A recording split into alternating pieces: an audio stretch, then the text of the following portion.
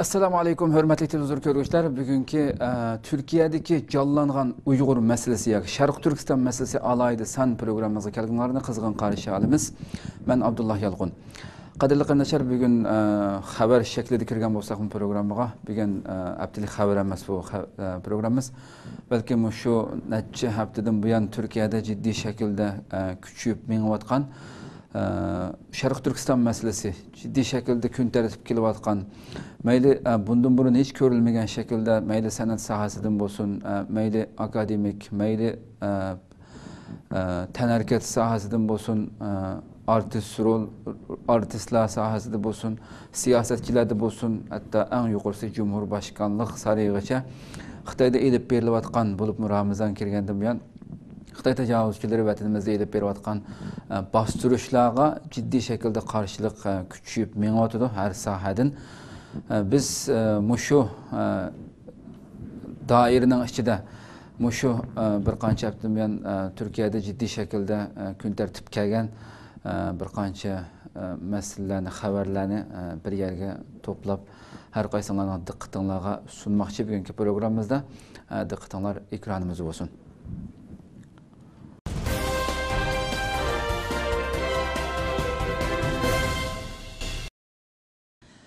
Devlet Bahçeli Uygurlar hakkında hükümetine ayıpıldı. Türkiye'deki Milliyetçi Hareket Partisi'nin lideri başlığı Devlet Bahçeli, Şarkı Türkistan'daki Uygurlarga köngül bölmegenlik bilen hükümetine ayıplap tenkit kıldı. Şarkı Türkistan'daki Xitay zulmünün çekidin eşiğe erişip Türkiye'de Xitayga bolgan narazılık ve Uygurlarını kollaş faaliyetleri köplep ilip verilmekte. Şarkı Türkistan'daki Xitay tecavüzçülüğünün künsiri eşiğe erişip Türkiye gün tertibide Şarkı Türkistan meselesi orun aldı. Ve siyasi partiyalar hükümetini Uygurlarga igi çıkmaslık, köngül bölmeslik bilen ayıplaşkı başladı. Devlet Bahçeli, Şarkı Türkistan'daki Xitay zulmünü hiç kim tilga almayıvatıdı dedi. Devlet Bahçeli, Kobani'ga yığılganlar Qashqarga küldü ve zulümge ortak boludu. Milliyetçi Hareket Partisi'nin reisi Devlet Bahçeli, Twitter arkalık Uygurlar doğrusu fikir bayan kıldı ve Şarkı Türkistan'daki Uygurlarga köngül bölmegenlik bilen ayıplap, hükümetini tenkit kıldı. Milliyetçi Hareket Partisi'nin reisi Devlet Bahçeli'nin bayanatı diyene mundaq deyilgen. Her kim olturus kopsa Kobani'nin g'imini qiladi. Nişan taşıdın yüksek ovağıcı bulgan arlıqta aldığı kelgen her kişi Kobani'deki iki grupның toqunuşlarını asasi meselege aylandırdı. Şarkı Türkistan'daki Xitay zalimliği toğrusida hiç kim sözleşmeydi. Hiç kim tilgi elipmi koymaydı. Kobani üçün yığılganlar Qashqar üçün külüdü ve zulümge ortak buludu. Bu bayanatının devamında Uygurlar toğrusu toxtulup mundaq degen. Uygur Türklerini rozu tutmanglar, namaz qılmanglar ve hatta nefes almanglar deydi. Manevi qimmatlarini köpükke aylandırıp, Türklükni yok qilishni planladı. Mevcutluğunu qoğdap, itiqadı bilen, milli kimligi bilen sadiq halda yaşaydigan 28 Uygur Türkü 22. iyun günü Qashqarda hiç iç ağrıtmasdan şehit qilindi. Bununla karşı hiç qandaq kişilik hukuk cemiyetlerden hiç qandaq bir demokratiya ve erkinlik savdası teşkilatlardan qarışlıq kelmedi. Nima üçün degende öldürülgenler Türk idi. Qandaşlarımızga Allah'tan rahmet dileymen, Türk dünyası salamet bolsun deymen. Devlet Bahçeli bayanatda Türkiye hükümetini Uygurlarga igi çıkmaganlık bilen tenkit kılıp mundaq dedi. Müslüman Türk'nün ahu peyğamberlerinin yerde kalmaydiganlığı işinimen. Kök bayraqni qanıga boyudu. Ama hiç kimnin haberi bolmadı. Haberi bolganlarının tili Kobani dep aylandı. PYD ve PKK lobisi Kobani'ni emeli Türkiye'ye yetkidi. Şarkı Türkistan'a közünü yumup yönelişini özgertkenler imperializmga qulluq xizmeti qilgan Kobanichilarni PKK shaykalarini qo'l ustida qo'ydi. Erdoğan Devlet Bahçeli'nin sözüge cevap qaytırdı. Türkiye Cumhuriyeti Reisi Recep Tayyip Erdoğan, Milliyetçi Hareket Partisi Reisi Devlet Bahçeli'nin Uygurlarga köngül bölmegenlik bilen tenkit qilib bergen bayanatıga reddiye berdi. Erdoğan, biz neçe minglagan Uygur Türklerini vatandaşlıkka qabul qildik. Türkiye Cumhuriyeti Reisi Recep Tayyip Erdoğan, Milliyetçi Hareket Partisi Reisi Devlet Bahçeli'nin Uygurlarga köngül bölmegenlik bilen tenkit qilib bergen bayanatıga reddiye berdi. Türkiye Birlik Vakfı'nın iftar programması söz qilgan Erdoğan, neçe ming Uygurga vatandaşlık bergenligini ifadaladi. Erdoğan mundaq dedi. Qaraydigan bolsak, ba'zi siyosatchilar chiqib, manga qarata gap aytyapti. Faqat Arablar bilan, Kobanidikilar bilan, Tel Abyaddikilar bilan avara bo'layotganlar Uygur Türklerini untidi deydi. U zatqa men shundaq deyman. Sen Uygur Türkleri yaşagan yerga hayotingda bir qitim bordingmi? Ammo Tayyip Erdo'g'an bordi. Buningdan ilgirimi so'zlagan edim. Yana so'zlayman. Necha minglagan vatanlardan ayrilgan Uyg'ur turklarini vatandoshlikqa qabul qilgan davlat bizning davlat bo'ldi. Bizning qarorimiz bilan bo'ldi. Erdo'g'an so'z yana davlat baxchiligi xitob qilib mundaq dedi. Sen muavin bosh ministerlik vazifa o'tagan zamonda qancha kishini vatandoshlikqa qabul qilding? Biz buni qildik. Buning qarorini olgan bir hukumat biz. Chunki mazlumlarga ishkimizni hozir 2 million mazlumga qandoq ochgan bo'lsak, ularga ham shundoq ochdik. Biz bu yerda ayrimchilik qilmadik. O'limdan qochganlarga har zaman ishkimiz uchuq dedik. Uchuq tutdik ve bunu amaliyleştirdik. Ya sen o Uygur Türklerin yaşadığı yere hayatında bir kere gittin. Ama Tayyip Erdoğan gitti.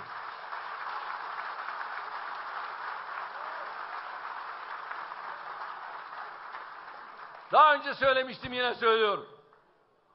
Binlerce vatanlarından ayrılan Uygur Türklerini vatandaşlar kabul eden ülke biz olduk. Sen neredeydin ya? Sen başbakan yardımcılığı yaptığın zaman acaba kaç kişiyi bu ülkede vatandaşlığa kabul ettin? Önce onu söyle. Biz bunu yapmış bir ülkeyiz. Bunun kararını vermiş bir iktidarız. Niye? Mazlumlara kapımızı şu anda 2 milyona nasıl açtıysak onlara da aynı şekilde kapımızı açtık. Biz burada ayrım yapmadık. Neden? Ölümden kaçanlara kapımız her zaman açık dedik, açık tuttuk ve bunu da uyguladık. Türk futbolchining Sharq Turkistonga i'ona qilish sharti rad qilindi. Turkiyaning futbol cho'lpini Alparslan O'zturkning Xitoy futbol komandasiga qo'ygan sharti Xitoylarni ham hayron qoldirdi, ham Xitoylar uning qo'ygan shartini rad qildi televizor va Alparslan O'zturkmi Xitoyning nurg'un pul beraman deb nurg'un bu albatta futbol komandasi orasidagi bu kelishimlarni hammanglarga ma'lum. Yani neçe milyon dolar bir yerde oturdu bu bir mesele. Şundak bolsa-mı Xitoy komandasiga men sizlardan olgan pulning %10%ni Sharq Turkistondagi Uyg'ur turklarga i'ona qilman. Buni qabul qilsanglar men kirma, bo'lmasa qabul qilmayman degan ekan. Bu taklifdan Xitoylar ham hayron qoldi, ham buning taklifini rad qilib qilgandan keyin O'zturkmi bu yerda ularning taklifini rad qilib qaror sizlarning deb bu komandaga kirishni rad qildi. Yana bir tarafdan Türk futbolchining Sharq Turkistonga i'ona qilish sharti rad qilindi. Turkiyaning futbol cho'lpini Alparslan O'zturk Xitoy futbol komandasidan Xitoyda top o'ynash taklifini olgandan keyin Xitoy komandasidan oladigan pulning %10%ning Sharq Turkistonga va Uyg'ur turklarga i'ona qilishni shart qildi. İstanbuldagi Qosim Pasha komandasi top o'ynagan Türk futbol cho'lpini Alparslan O'zturk Xitoy futbol komandasi tarafidan Xitoyda top o'ynash uchun yuqori bahoda taklif qilindi. Ammo Türk futbolchining sharti Xitoylarni hayron qoldirdi. Xabarlarda bildirilishicha, Xitoy futbol komandasi mas'ullari oldi bilan futbolchi Alp Arslan O'zturkning vakolatchisi bilan so'zlashgan. Vakolatchisi ularning taklifini qabul qilgan. Ammo Alp Arslan bilan so'zlashganda Alp Arslan O'zturk Xitoydan oldigan pulning %10%ni Sharq Turkistondagi musulmonlarga va turklarga i'ona qildiganligini shart qilgan. Xitoy futbol komandasi uning bu shartini qabul qilmagan va u Xitoyda futbol o'ynash taklifidan voz kechgan. Xitoylar uni taklif qilganga ham pushaymon qilgan. Alp Arslan O'zturkni taklif qilgan Xitoy komandalari bu shartni Xitoy amaldorlariga demaydiganligini, agar deydigan bo'lsa, o'zlarining qattiq tanqidga uchraydiganligini ifodalagan. Alp Arslan apandi buningga javoban undaq bo'lsa qaror sizlarning deb Xitoyda top o'ynashdan voz kechgan.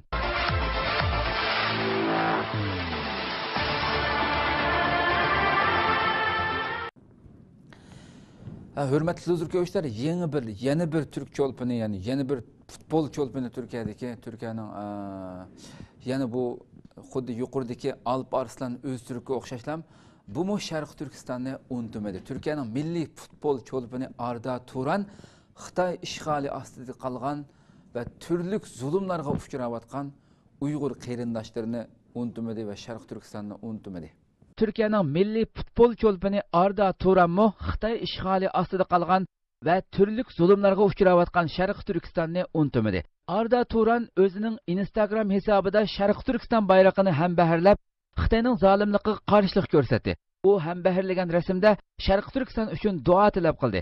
Uning agash kuchilari bu rasmga minglarcha inkoslar yozdi. Türkiye'nin dağınık milli futbol çolpini bolgan Arda Turan, İspanya Atletico Madrid klubu ve Türkiye milli komandasida top oynab kelmekte. Xitay elçixonasi oldida iftar qilish namoyishi o'tkazildi. Türkiye'nin nopuzluq ijtimoiy tashkilotlaridan biri bo'lgan Mazlumlar jamiyatining boshlamchiligida bir yerga jam bo'lgan 300 ga yaqin kishi Xitoy elchixonasi oldida Xitoyga qarshi norozilik namoyishi va iftar qilish faoliyati o'tkazdi. Türkiye'nin nopuzluq ijtimoiy xalq tashkilotlaridan birisi hisoblanadigan Mazlumlar jamiyati, ya'ni Ezilguvchilar jamiyatining boshchiligida bir yerga jam bo'lgan 300 ga yaqin kishi Xitoy elchixonasi oldida Sharq Turkistondagi diniy besimlarga bo'libmi ro'za tutish, namoz o'qish va diniy ta'lim-tarbiyaning cheklanishiga qarshi norozilik namoyishi o'tkazdi. Qo'llarida Uyg'urlarga erkinlik, Xitoy hukumati diniy zulmni to'xtatsin degandek har xil lozunkalarni ko'tarishib chiqqan kishilar uzungacha shuarlarni to'ladi. Doğu Türkistan'da kardeşlerimizin Mazlumlar jamiyatining Ankara sho'basi boshlig'i Ahmad Faruq Unsal apandi axborotchilarga bayonot e'lon qilib, insonlarning ibodat erkinligiga dunyoda hech qanday kuch va hech qanday davlatning hech bir sabab bilan cheklama qo'yish huquqi yo'q. Xitoymo imzo qo'ygan Birlashgan Davlatlar Tashkilotining kishilik huquq bayonnomasida bu aniq belgilangan. Biroq Xitoy hukumati kishilik huquqni va hatto o'z davlatining asosiy qonunlarini oyoq osti qilib, Uyg'urlarning diniy erkinlik haq huquqini ig'ir darajada dafsanda qilmoqda. Kadrlar, ishchilar, o'quvchilar va boshqa fuqarolarning ibodat erkinligini bo'g'ib, har xil jazolarni yo'lga qo'ymoqda. Uyg'urlar yo'l ustida va ommaviy so'rinlarda hech qanday sud qilinmasdan qonunsiz bir shaklda soqchilar tomonidan yo'qolan bahonalar bilan etib tashlanmoqda. Biz bu zulmga hargiz sukut qilib tura olmaymiz. Ro'za tutishga qo'ygan cheklamasiga qarshi bir ozdan keyin Xitoy elchixonasi oldida dasturxon silib iftor qilamiz.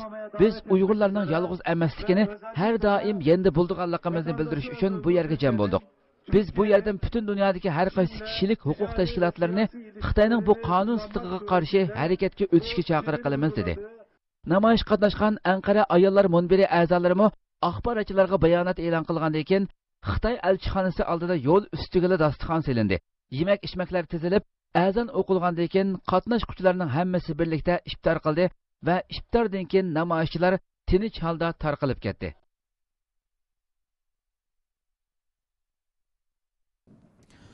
Türk hakkerlar gruppasi Xitoyga Sharq Turkiston darsi berdi.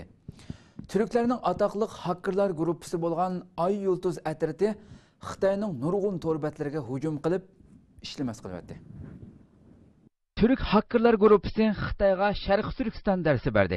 Türklarning atoqli hakkerlar gruppasi bo'lgan Ay Yulduz atriti Xitoyning torbatlariga hujum qildi. Ay Yulduz atriti Uyg'ur turklar duch kelayotgan zulmlarga qarshi harakatga o'tib, Xitoyning hukumat organlariga tabe ba'zi torbatlarni buzib tashildi. Ay Yulduz atriti buzib tashlagan Xitoy torbatlarining hammasiga har doim Uyg'ur turklarining yenidimiz deb so'z qoldirdi va o'zining torbatida buzib tashlagan Xitoy torbatlarining tizimligini e'lon qildi.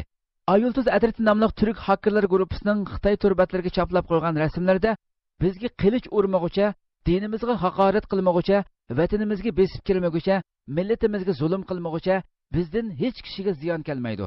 Sizlarning qilayotgan zulmlarga qat'iy sukut qilmaymiz. Turkiston yolg'iz emas, haddinglardan oshmanglar. Irqiy ayrimchiliklarni to'xtatmoqcha sizlarga oromlik yo'q. Turklarning sabrini tashirmanglar degan shuarlar yozilgan edi. Shahan Gökbakar Sharq Turkistonga erkinlik talab qildi.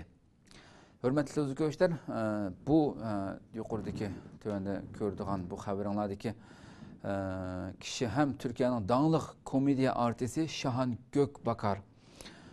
Bunun nurgun əgəş küçüləri bununki qoyğan hesabıda qoyğan qılğan sözüge naiti ciddi şekilde alqışla yığıb Türkiye'de ictimai alaqı vasitələrini resmi qulğula qozğavatıdı. Bu özününki ictimai alaqı vasitəsi Instagram'daki hesabıda Sharq Turkiston'un bayrağını hem bəhirləb bütün əgəş güçlərini, bütün xalqını Xitoyning zulmiga norozilik bildirishga chaqirdi ham o'zi norozilik bildirdi. Shahan Gökbakar Sharq Turkistonga erkinlik talab qildi. Turkiyaning dangli komediya artisti Shahan Gökbakar ijtimoiy aloqa vositasi bo'lgan Instagram hisobida Sharq Turkistonning bayrog'ini ham baharlab, Xitoyning zulmiga norozilik bildirdi. U ham baharlagan rasmiga Sharq Turkistonga erkinlik degan xatni yozdi. Uning әгәш kuchlarimi uni qo'llaydiganligini bildirib, to'g'rida inkos qoldirib, uning Sharqi Turkistonni unutib qolmaganligiga opirin o'qishdi. İnkaslarda mundaq deyildi. Al bayroqdan ko'k bayroqqa salom bo'lsin. O'qu qerindishim, zulmni ko'r, ro'za tutish, namoz o'qish cheklangan bovoqlar o'ldirilmoqda. Bu faqat Ramazon oyidagi zulm emas. Kobanida xalqning qo'lida qo'ral bor, ammo Sharqi Turkistonda urush olmasdan o'ldirilyotir. Zulmga uchrayotidi. Sharqi Turkistondagi Xitoy zulmining eshishi va axborot vositalarida keng xabar qilinishiga ergashib, Turkiyada buning qarshi inkoslar kuchaymoqda. Turan Ocakları Sharqi Turkistondagi zulmga qarshi namoyish olib bordi. Milliyetçi Türkiye Partisi qarmog'idagi Turan Ocakları Sharqi Turkiston va boshqa turk tuproqlarida Türk qarindoshlariga qilinayotgan zulmlarga qarshi namoyish olib bordi. Turan Ocakları Sharqi Turkistondagi zulmga qarshi namoyish olib bordi. Milliyetçi Türkiye Partisi qarmog'idagi Turan Ocakları Sharqi Turkiston va boshqa turk tuproqlarida Türk qarindoshlariga qilinayotgan zulmlarga qarshi namoyish olib bordi. 28 iyun tushdan keyin soat 3 da İstanbulning Taksim maydoniga yig'ilgan Turan Ocakları a'zolari Sharqi Turkistonda va Suriyada turk qarindoshlariga qilinayotgan zulmlarga qarshi namoyish olib bordi. Qo'llarida Sharqi Turkistonning ko'k bayrog'ini ko'tarib olgan namoyishchilar o'nlik ovozli shuarlarni to'plab turk qarindoshlar uchrayotgan zulmlarni unutmaslikni talab qildi. Namoyishdagi bayonotda Sharqi Turkiston va boshqa turk zaminlarida bo'layotgan zulmlar aslab o'tildi va ularni unutmaslik, ular bilan bir safda turish talab qilindi. Bayonotda bugun butun dunyoning ko'zi oldida Turkiston zaminida zulm, surgun va irqiy qirg'inchilik davomlashmoqda. Sharqi Turkistonda o'ldirilgan, surgun qilingan turklar Suriyada ayol, bolalar va yashanganlar deb ayrilmasdan zulmga uchrayotgan turklar dunyo va Turkiya tarafidan ko'rmasga selindi deyildi. Bayonotda yana turklarning ota-bobolari yashagan jinimiz va qinimizdan aziz bo'lgan tuproqlarda bugun turk qarindoshlarining dunyodagi eng ashaddiy kofirlarning zulmiga uchrayotganligi, ming yillardan buyon yashayotgan vatanlardan surgun qilinganligi eskartildi.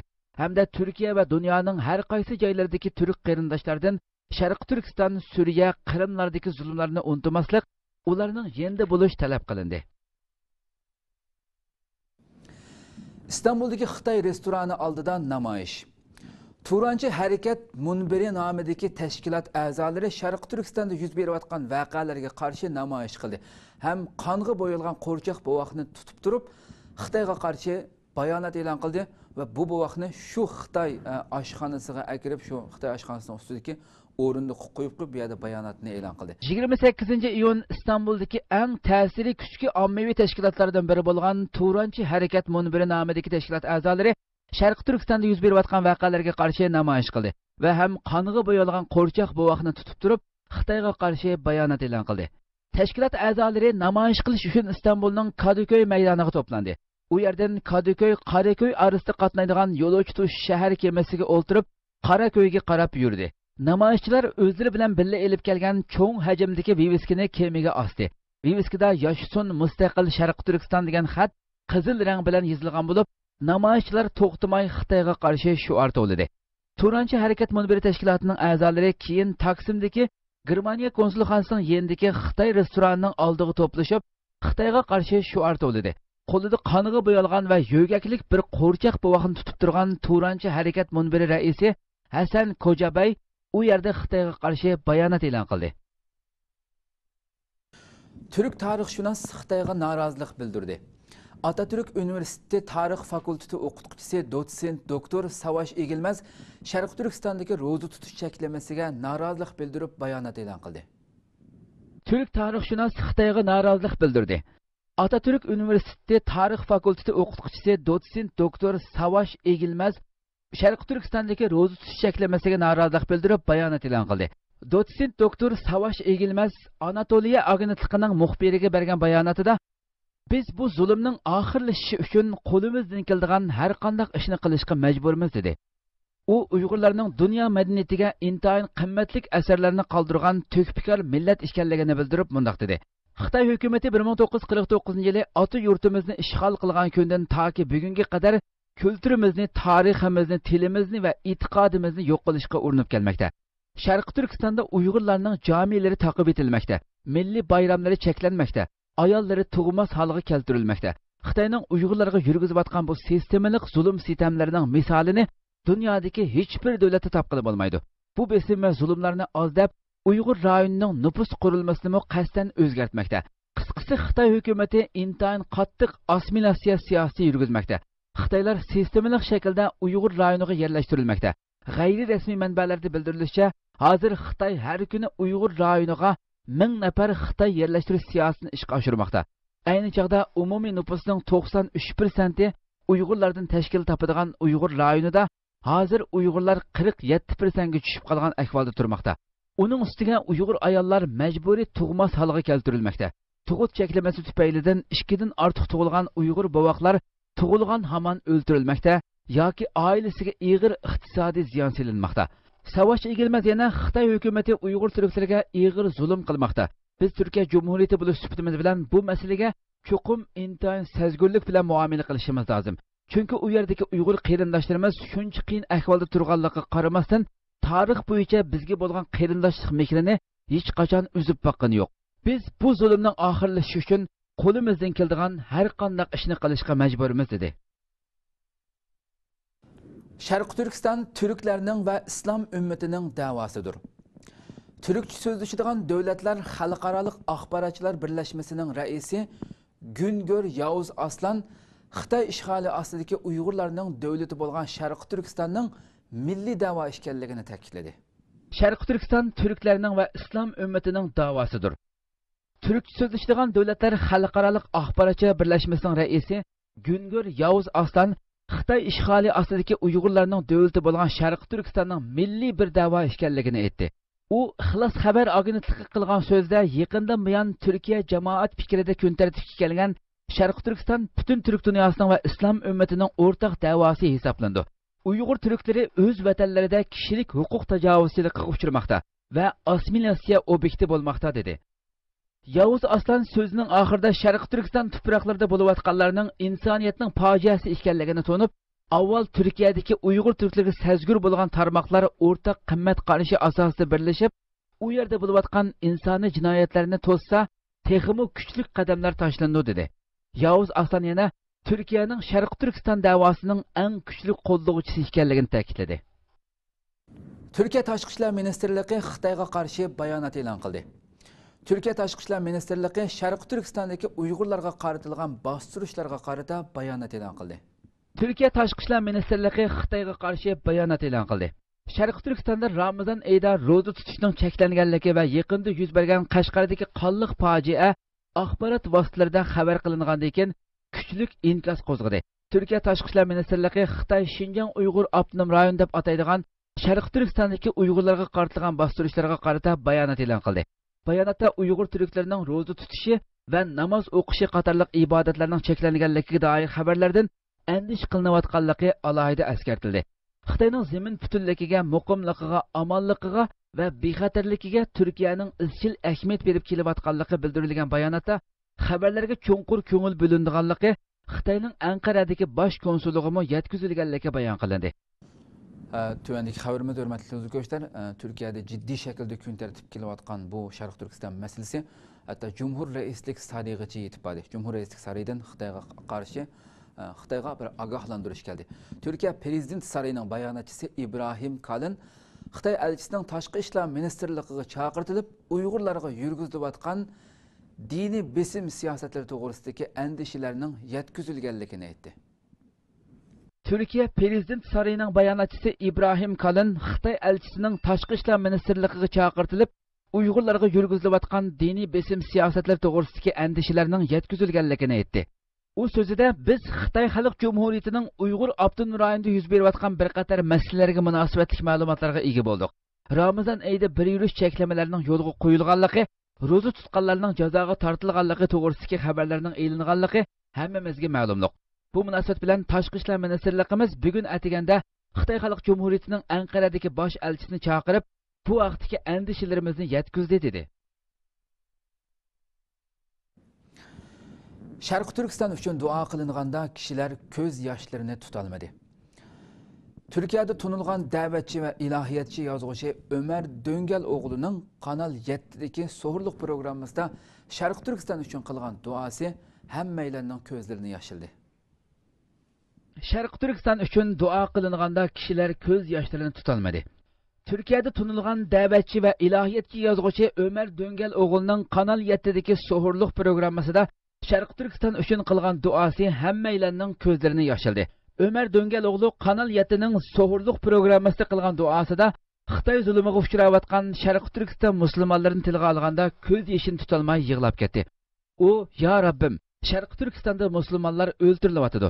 Qo'l uztalmadik, ekmek avatalmadik. Musulmonga ro'za tutish cheklangan, dunyo sukutda. Ramazon oyida ro'za tutishni cheklagan dinsiz Xitoyga hech kimning ovozi chiqmadi. Haqiqatan sendan boshqa egimiz yo'q. Haqiqatan sendan boshqa yordamchi yo'q.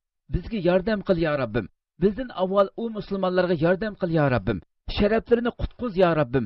Mamlakatlarini qutquzgin ya Rabbim. Jonlarini qutquz ya Rabbim.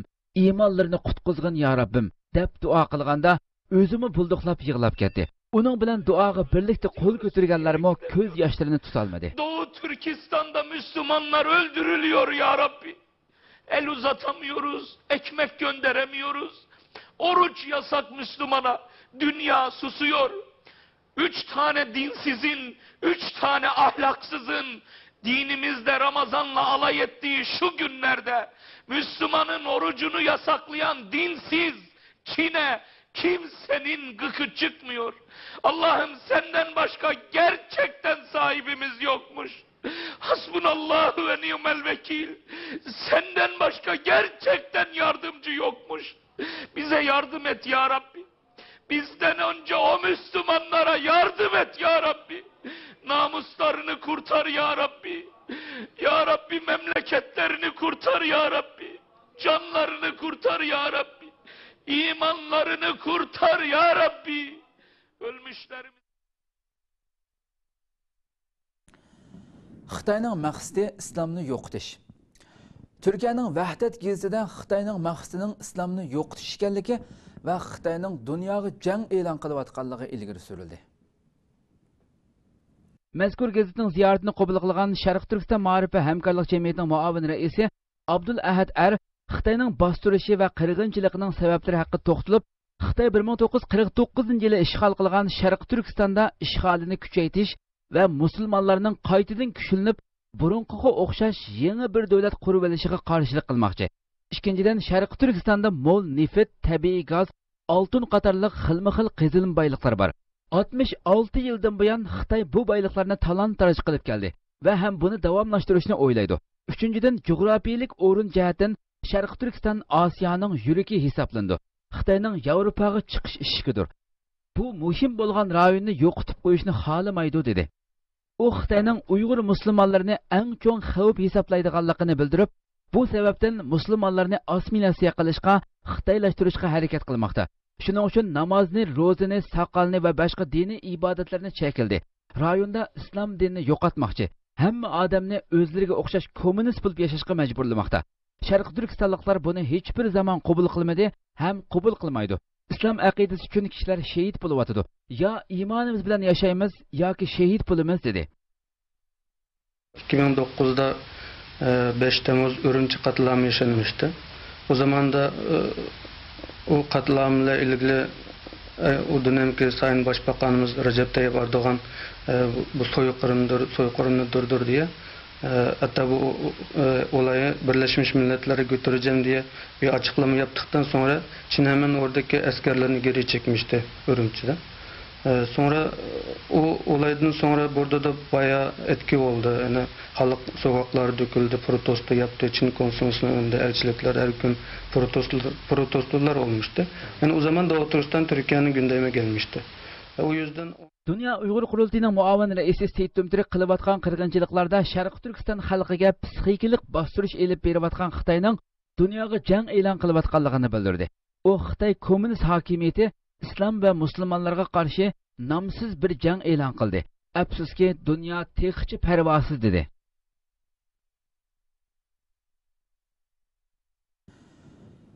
Xitoy zulmi Türk axborotlarida keng yer oldi.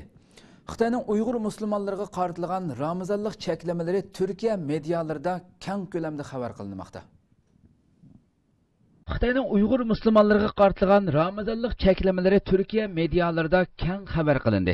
Xitoy bu yil Ramazon oyi yetib kelish arafasida yillardan buyon yo'l qo'yayotgan diniy cheklamalarni texmo kuchaytirdi. Yaqinqi yillardan buyon izchil davomlashtirayotgan dinsizlashtirish tashviqotini Ramazon oyida davomlashtirdi. Ramazon harfisida Niya noyisida musulmonlar orasida pivi ichish musobaqasi o'tkazdi. Ramazon harfisida necha 10 Uyg'urning qinini to'kdi. Xitoyning Uyg'urlarga qaratilgan bu diniy cheklamalari xalqaro matbuotlarda keng xabar qilingandan keyin Turkiya medialari bu masalaga jiddiy ko'ngil bo'ldi. Turkiyaning har qaysi gazet matbuotlari Xitoyning bu chekdan oshgan zulmlarini fosh qildi. Turkiya televiziyalari ziyorat suhbat programmalari ishlab tarqatib, Xitoyning Sharq Turkistondagi zulmini ko'rsatdi. 25-iyun Turkiyaning O'rta Osiyo Turkiy Jumhuriyatlariga tarqatayotgan TRT Ovoz televiziyasi Dunyo Bultani nomli programmasida Xitoyning Uyg'urlarga elib berayotgan besim siyosati ko'rsatildi. Bu programmaga Uyg'ur dotsent doktor Erkin Ahmad va Xitoy zulmidan qochib Turkiyaga kelgan 18 yil Xitoy turmasida yotgan Adil Abdug'ofur taklif qilindi. Adil Abdug'ofur apandi oldi bilan o'zining yurtini tashlab, Tayland va Malayziya orqali Turkiyaga qochib kelishdagi sabablar to'g'risida ma'lumot bergandan keyin Xitoy doiralarining Uyg'urlarga elib berayotgan besim siyosatlari to'g'risida ma'lumot berdi. Suhbatda 22-iyun yuz bergan bu qonliq voqea haqida analiz elib bordi. Turkiyaning davlat televiziya kanali bo'lgan TRT Turk Qashqardagi qonliq fojia va Xitoyning Ramazonni cheklaganligi to'g'risida xabar bergan edi. Va oxirida shuni bildiramizki, oldimizdagi 7-oyning 5-kuni Sharq Turkiston Ma'rif va hamkorlik jamiyatining boshchiligida Xitoyning Istanbuldagi bosh konsulxonasi oldida o'tkazilmoqchi bo'lgan keng ko'lamli namoyish Turkiyadagi nurg'un ommaviy tashkilotlar va xalqning jiddiy qo'llashiga erishmoqda. Nurg'un tashkilotlar, mashhur shaxslar va turk yoshlari o'zlarining ijtimoiy uchur vositalaridagi hisoblaridan bu qitimliq namoyishga keng ko'lamda qatnashishni tashabbus qilmoqda va bu orqali Xitoy tajovuzchilariga Uyg'urlarning yolg'iz emasligini bildirish va Xitoyning Sharq Turkistondagi vahshiy bostirishlarini ayblashga chaqiriq qilmoqda. Hürmetli izləyicilər, biz bu Türkiyədəki gün siri hazır ciddi şəkildə gün tərtib kilovatqan bütün siyasət sahəsindən olsun, məyli sənət sahəsindən, məyli akademik sahədən olsun, həmmiyyədən Uyğur Türklərə Şərq Türkistandakı Xitay zulmünə qarşı elib berilayotgan bu vəhşiyana Xitay zulmünü ayıbləb, həmməsi Uyğurlara sahib çıxıb bu şəkildə küçüyotgan bir vəziyyət şəkilləndi hazır. Bugünkü alaydı san xəbərimizdə bu Türkiyədəki Uyğur məsələsinin gün tərtibkinə aid canlıq şəkildə kilişi Xitayğa bolğan besimnin gündən günə küçüyüşüdən ibarət bu məxsus alaydı san şəkildə bu xəbər proqramımızın sunuatımız. Biz müşahdə Türkiyə Ankara Hacettepe Üniversiteti Tarix Fakülteti o'qituvchisi shundaqla strategiya mutaxassisi doktor Erkin Akram bilan mushu taraqqiyot haqida maxsus bir suhbat elib boramiz. Hozir o'zi telefonimizda biz Anqaraga hozir bog'lanamiz telefonda. Assalomu alaykum hurmatli Erkin apandim. Va alaykum salom. Oldi bilan ziyoratimizni qabul qilganligingiz uchun ko'pdan-ko'p rahmat aytamiz. Qimmatli vaqtingiz. Men rahmat aytaman. Rahmat. Endi bugun bevosita mushu hozir Turkiyadagi mushu bir qancha haftadan buyon hozir jiddiy shaklda Turkiyaning har qaysi sohalarida mayli san'at sohasidan bo'lsin, mayli akademik sohadan bo'lsin, hozir bu kundan kunga xalqdan kelayotgan besimlar bu kuchaygan siri Turkiyada sizning ma'lumotingiz bor, masalan Tashqi ishlar ministerligidan bo'lsin, hatto Cumhurbaşkanligigacha Xitoyning vatanimizda elib berayotgan bo'lib, Ramazon kirgandan keyin elib berayotgan bostirishlari va 22-chislada shu 6-22 kun Qashqarda yuz bergan voqeada o'ldirilgan Uyg'urlar, shahid qilingan Uyg'urlarimiz haqida Turkiyada jiddiy shaklda bir kun tartibga kelyapti bu masala. Buni bir oldi bilan bir umumiy shaklda bir buni bu vaqtdagi bir fikr qarashlaringizni bir alsak, undan keyin boshqa savollar bor. Endi Türkiye qanday olmasam şu ko'pincha sondagi odamlar Uyg'urlarning hozirgi vaziyatiga biroz ko'ngil bo'lganligi va ehtiyojchilik bildirayotganini bilamiz bu yerda. Xo'sh. Ondan keyin bu hozirgi Ramazondek bunday nozik bir mezgilda Sharq Turkistonda bunday bir yomon xabarlarning kelishi Türk xalqining bir ko'pincha qismini rahatsız kılgan gibi bir yerde. Onundan başka yakınki zamanda Türkiye'de şu taşkı siyasetinin ki bir kıymet karşı bolsa, şu izilgan milletlerge sahip çıkış. Bu aslında Osmanlı vaktinde bağ bir ilgiydi. Ama hazırki AK Parti hükümeti olsa bunu bir taşkı siyasetine ya da bu diplomasi münasebetindeki bir kıymet karşı kılıp kabul kılışka. Şu başka Türkiye'de de bu Uygurlarının ki yalnızla Uygur emas bilimiz yani. Hoş. Dünyanın ki kıl yerlerde izlenen Müslümanlar bu temizliğe sahip çıkışa tırışıvadı. Bunda bir peyde hem de sizlerle de ötkendek Türkiye'nin her katlamda, her kesimde mışındak Uygurlara istasyonluk bildirivadı da hem de. Bundan burunmu mesela sizin haberiniz var mesela ta hatta 2009 yılı şu 5. yıl Ürümçi katliamı yüz bergandan keyin her yılı bu kun tartib kelib her yıl namoyishlar bo'lyapti.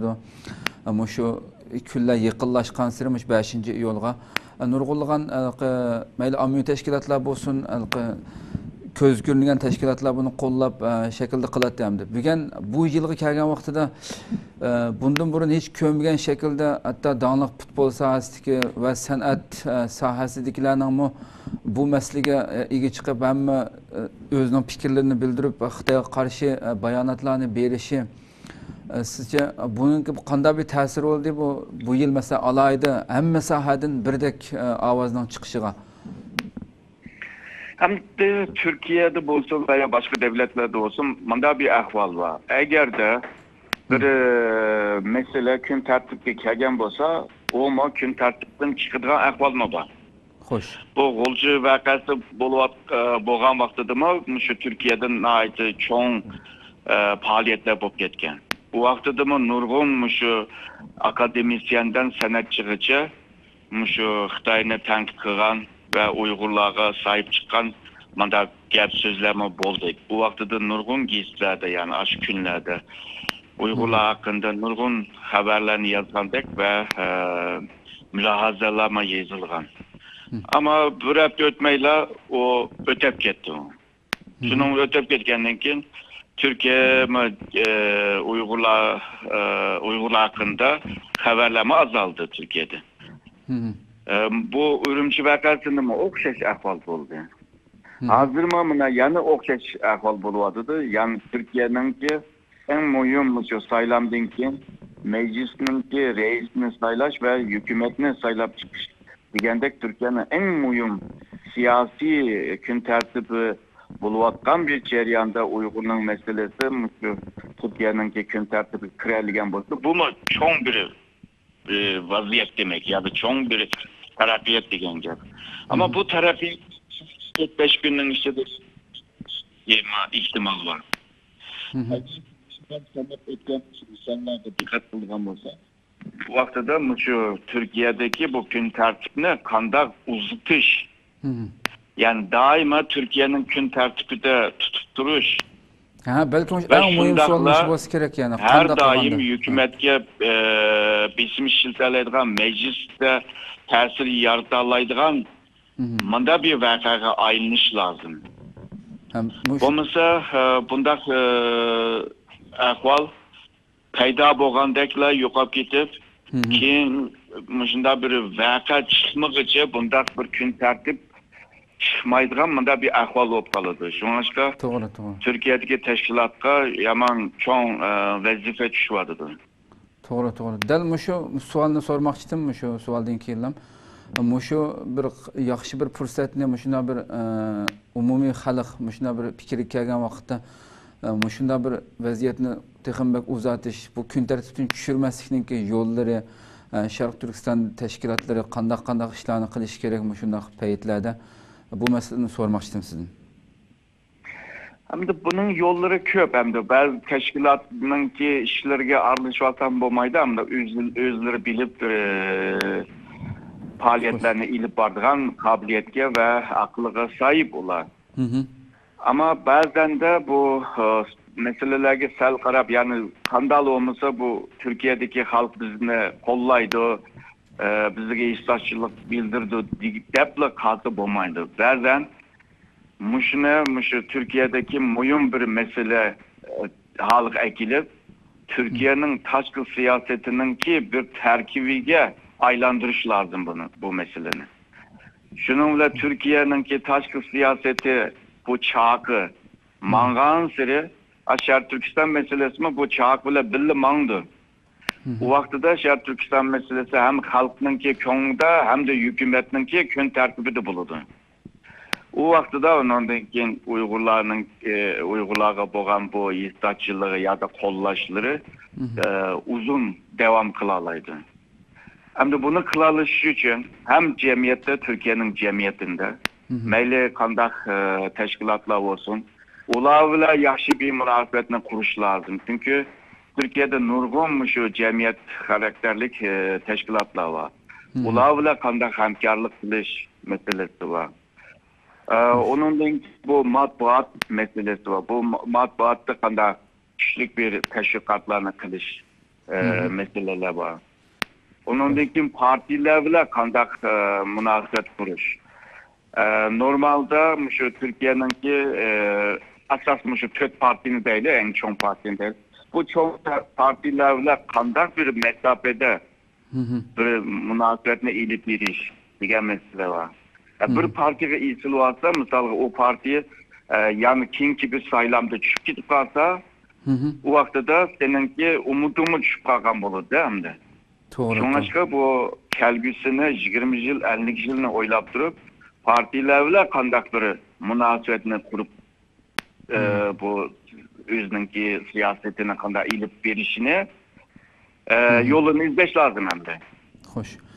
Dal şu noktada ben bir sualını sorayım sizden şu Türkiye'nin adı yeniden parlamentga kirgen saylanıp müşteylamdan keyin kirgen HDP yani Halkların Demokratik Partisi'nin ki bu çoğun yukarı derecelik nimelerden terkip tapkan bir 18 kişilik hayat Xitayga 10 günlük ziyaret için şunda bir Uygurlar meselesi Türkiye'de ciddi gün tartib kelayotgan bir paytda Xitayga 10 günlük ziyaretga manganligi xabar qilinyapti hozir.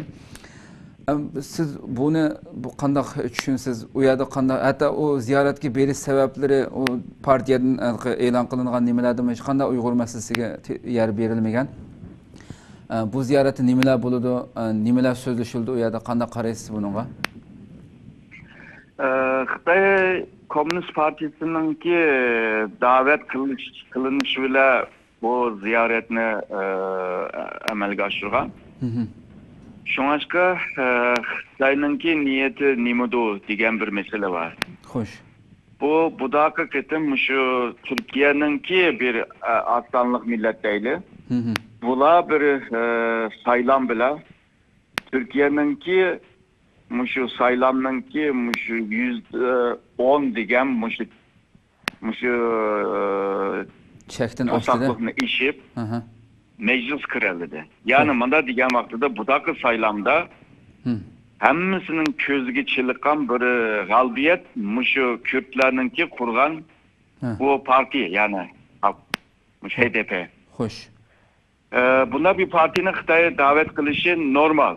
Çünkü 2002'de şu AK Parti saylamını kazangandan keyin 2003'nin birinci ayda Xitay şu AK Parti'ninki reisi Tayyip Erdoğan'ıma davet kılgan.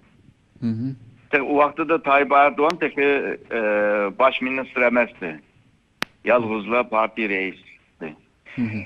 Bunda ahval başka devletlerde mi buludu hem de? Mesela Avrupa'da, Rusya'da bulamı, Türkiye'de mi da saylangan veya mındak közgü çılıkan partiler bolsa davet kılıp ularınki köz karışını, Xitayga bolgan köz karışlarını ve iki devletlerin arasındaki mesela partilerin arasındaki münasebet hakkında kanday bir göz karışı bolganlığını ügünüşle tırşıdı. Sen Xitay tarafından degende. Yani birisi mesela ben Türkiye'deki mandak bir partinin azalarını ben davet kılışıyla birlikte şundakla Türkiye'de mi ben üzemnin tesirini yetkizgen buldum degen manamı çıkıdı. Mesela Türkiye mi şu Filistin'deki Hamas teşkilatlarını bozsun, ve Afganistan'daki misalga Talibanlar olsun. Bularını mı davet kılıp görüşüyordu? Suriye'deki muhalefette boğan başka gruplarını mı davet kılıyordu? Diyendek hem de Xitay öz aldığı bir çoğun devlette özünü açlak bölgeçken Mışındak parti veya gruplarını davet kılıp ulanınki məqsədini ügünüş ve kelgüsünde kanda bir işbirliği yani hemkarlık kılıp olamdı bulmamdı diyen meseleye karta bir tecrübe iliş. Doğru, tamam. Ahırda bilgen Xitay'nınki, Türkiye'ninki çağırıqlarına Tashqi ishlar ministrligi Cumhurbaşkanlığı tarafından bu sözcüsü tarafından e'lon qilingan bu Xitay konsulunu Tashqi ishlarga chaqirib bildirilgandan keyin onunğa bir Türkiye'ninki qayg'usini bildirgandan keyin Xitaydan bir bayonot keldi. Buni isbotlasin deb Xitay Tashqi ishlar ministrligininki sözcüsüdün. Endi bu sizcemde qaysi mantiq bilan hamda shunchalar ochiq oshkora o'zininki qilayotgan elib berayotgan shu vahshiylikleri butun dunyo bilib ketgan bir ish Ramazonda qilayotgan ro'zani cheklaganligi buni isbotlasin deb nomus qilmasdan buni Xitoyning deyalishi bu nimani bildirdi? Siz bu qanaqa qaraysiz bu bayonotga?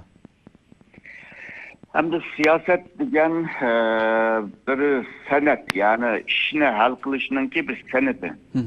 Şununla ahvalga karab ya uç makul buludu toğra deydi ya da yağan emez sen bir bunu ispat kıl degandek mındak yöntemlerini işiltdi demdi.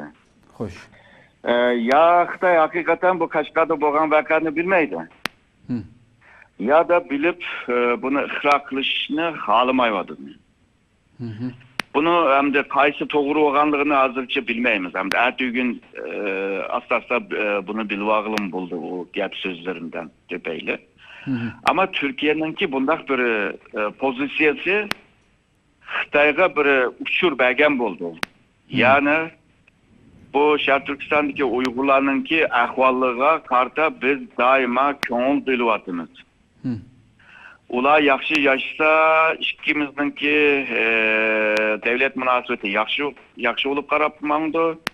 Eğer ularınki münasebeti yaxşı bulmay kalsa mına Müşündaq sanga akallandırış sanga uçur bir şekilde bile aramızdaki münasebetinde bunda bir jiriklik kırdı diyenini bildirme dağıdıdı. Hoş. Bu cihetten diyende hem de Türkiye mi Xitayga karta bir təsirini körsətken boğan bolu demdi. Hoş. Doğru. Ahırda bir sual bilen tügütey, vaxtınızı köp aldım. Muşu Türkiye'deki, muşu xalqniki, Türkiye'de kelayotgan bu kun tartibinin tushmasligi davomli yuksilib, minib qalsa, yukselse muşuna davomli. Hükümetkim elbette besim buldu. Xitayga muşuna her qatım bundan burun bo'lgan o'xshash masalan har xil bayonotlarni o'zining qayg'usini bildirib kelyapti Turkiya masalan hukumat rahbarlari bo'lsin. Mushundaq ishlarningki kuchayishi Sharq Turkistondagi vaziyatning yeniklashiga Xitoyninki zulmlarining pasayishiga sabab bo'lamdi yoki Xitoy buni yana hadab qo'yib meni o'zining bilginini texmbak zulmni oshirib mingaveramdi? Bence şu Xitoy meselelerini texmi yüşürüp bisimni mi texmi güçlendirdi deb oylayman. Bunun sebebi Şarkı Türkistan'daki vaziyetler sırtqa çıkmasın deb. Çıkıp kalsa ertesi gün bu Türkiye'nin Xitoyninki halkara siyaseti olsun, ticareti olsun, iktisadi olsun ve rayon karakterlik hemkarlık işleri olsun. Bununla menfi bir ahvalını teşkil kılını. Bu cihetten bozduğuma şu Şarkı Türkistan'da boğan vakalarını bir sıfırdı. Ama Tashqi ishlar ministrligi bu meseleni sırtka bildirmanglar, Xinhua ajanslar haber vermesin diyen bile o Şarkı Türkistan'daki hükümeti bu merkezi hükümettek bir mesuliyeti yok. Ha. Şunun ular karşıga kılıyordu işini. Ha. Şununla merkez hükümet bunu üşürmen dep üzümü kaç günde kaladı.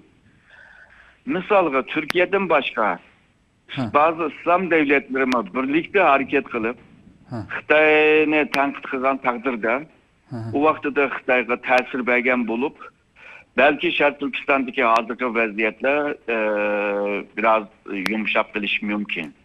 Yalnız Türkiye'ninki bir inkazı bilan Xitoy hozirgi siyosetini o'zgartirdi degan bir ma'noni chiqarmoq ta'timda. Unda olsa, şu sözünüzden keyin yana bir savol kallam tug'ildi. Şu bir hafta ilgari Dünya Müslüman Alimlar Birligi tarafidan bundan burun hiç bu bakmagan şekilde hem de sizge ma'lum İslam dünyasida hammadan kuchli tashkilot bunun da bütün o'lim alam şu Yusuf Qaradawi boshchiligidagi raislikidagi bu tashkilotdagi nihoyatda kuchli bir bayonot e'lon qildi. Bayonotning ichidagi nurg'un so'zlarni nihoyatda jiddiy shaklda Xitoy agarda bunga quloq solmagan taqdirda bu chaqiriqimizga bu chaqiriqimizga ovoz chiqarmagan taqdirda biz bütün dünyadagi musulmon o'limalar barliq musulmonlar Xitoyga qarshi tashviqotini jiddiy shaklda kuchaytiramiz deb bir xil eng oxirida nihoyatda jiddiy bir so'z ishlatgan hamda. Siz bunga qanday qaraysiz? Bununki bir ta'siri bo'ludi Xitoyga deb o'ylayman, ammo agarda şu Müslüman ve İslam devletleri birlikte hareket qilgan bo'lsa, çünkü neticede xalqaro munosabat degan gap xalqaro devletler arası munosabat. Yani devlet ile devlet arasında bir birbirine tamponlaydigan bir kuchga ega.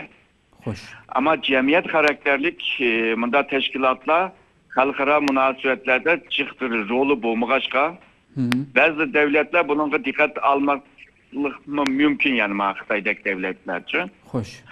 Ama eğer de bütün dünyadaki İslam cemiyetleri hep birlikte bunda bir beyannamını ilan qilgan bo'lsa, o vaqtida Xitoyga bir ta'sir yetadi deb o'ylayman. İkincisi, eğer de bu hazır deb o'tgan chaqirish agar de eminli bir faaliyetga o'tgan taqdirda vaqtida Xitoyga ta'sir yetkazili bo'ladi. Çünkü bu Xitoy hozir 21-asrning eng muhim stratejisi bo'lgan shu ikki ipak yo'lini mang'izmoqchi. Bu ikki ipak yo'lini dikkat qilsanglar hammasi shu musulmon topraklardan o'tadi. Xo'sh. Mayli dengizda olsun, mayli şu quruq taş yolda olsun, temir yol ya da. Xo'sh. Eğer de bu yerdeki Müslümanlar Xitoyga karşı takabül turalgan vaqtida, o vaqtida Xitoyga jiq bisim teşkil qilgandek bo'ladi. Hem de G'arb devletlerininki qo'shilishlar belki texmi bir kuchga ega bo'lishi mumkin. Ama hazırca G'arb devletlerde bu Müslüman degandan keyin bu Müslümanga bo'lgan qo'rqinish, yani bu islamofobiya degan bir hukm bor bularda. Xo'sh. Shuningga bu hukmdan ko'payli bo'lsa, Müslüman bo'lgan bir jamiyatga bunda yaqindan da ko'ngil bo'lamaydi bunda psixologiya jihatdan bo'lsa. Xo'sh. Ama bazı G'arb devletler, misalga Amerikadagi devletler, ular o'zininki siyosiy va shu ijtimoiy qimmat qarshi bo'lgan demokrasiya, kishilik haqlari, erkinlik degan bunda hukmlari var. Bu hukm jihatdan bo'lsa, Xitoyni ancha-muncha tanqid qilgan bunda bir ahvol bo'ladi hamda shu Uyg'urlar masalasida. Bo'libmi yaqinda Amerika hukumatininki e'lon qilgan bu xalqaro terror doklati ve xalqaro shu kishilik huquq doklati degan doklatni Xitoy hukumatininki Sharq Turkistonda yurgizayotgan shu bisim siyosatidan topayli rayon shuningga tinchsizlik, istiqrolsizlik bir ahvolni yaşavatıdı. Şunun Xitoy shu siyosatiga biraz dikkat qilsin deb dokladda mustaqil gaplar yozilgan. Ama bular Xitoyninki Şarkı Türkistan'da yürütülen siyasetini özgerteleydiğen bir tenkit güçke ega emas. Ama bunundan keyin agarda abaqi sizda o'tgan bu misoldan to'payli asta mushu kuchlar kuchlangan siri Xitoymi bununla ciddi ilişki mecbur kaldı, yani dikkat ilişki mecbur kaldı. Şu vaqtda da belki bir ta'sir bo'lishi mumkin deb o'ylayman. Ko'pdan ko'p rahmat, qimmat vaqtingizni chiqarib ziyoratimizni qabul qilganingiz uchun rahmat Allohim. Men rahmat aytaman. Rahmat.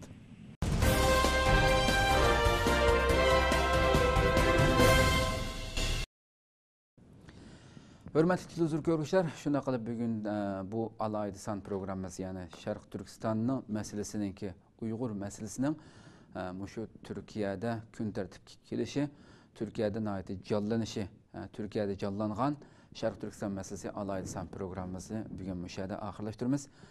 İnşallah yeni bir katımlık programımızı görüşeceğiz. Sizlerine Cenab-ı Allah tavşırımız. Esselamu Aleyküm ve Rahmetullahi Teala ve Berekatuhu.